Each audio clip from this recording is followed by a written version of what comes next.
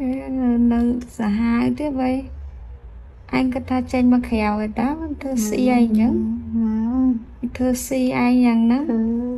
មកចឹងមកល្អមើលដាក់ចឹងអា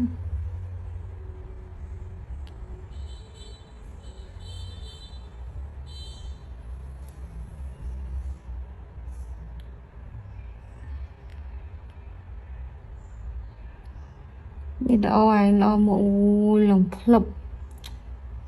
ថតយកចិត្តនេះយកចិត្តតិចបណ្ដោយ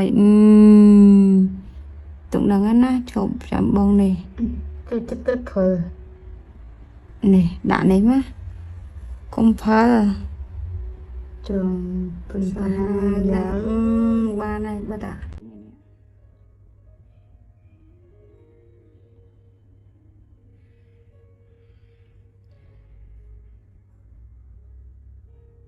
កុំឲ្យបាំងក្បាលបងណាដាច់បាន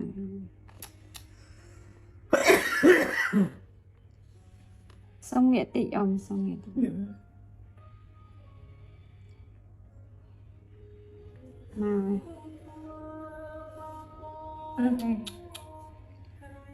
អូយនៅក្នុងទៀតនៅ10បាតនេះពីកំណើតបើអ៊ំហ្មងនៅក្នុងជ្រៅទៀតនៅទៀតវ៉ាផ្ដាច់សិនណាអូនបិទសិនណាទេមួយថ្ងៃមួយទី3ណែបងឯងមើលចិត្តមកណែកូនបងឯងផ្លាដត់ទឿអត់ទេអូរឹងហ្មងដាក់ចិត្តថតឲ្យរីក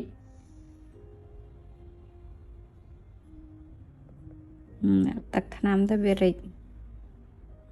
ថតមិននេះបងប្រាប់មិញទៅមិនអីថតយកហើយនៅ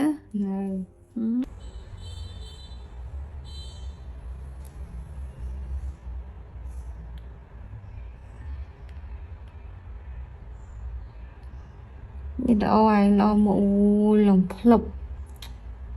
ថតយកចិត្តនេះយកចិត្តតិចបណ្ដោយ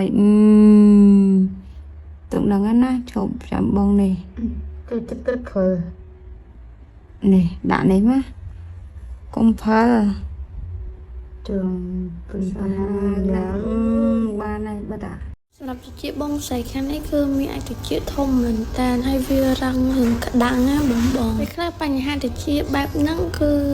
ម្ចាស់សម័យខ្លួនក៏បាននិយាយថាគឺគាត់មានដឹងថាមានអាចតិចចឹងទេដោយសារតែវាអត់មានចេញអាការៈជា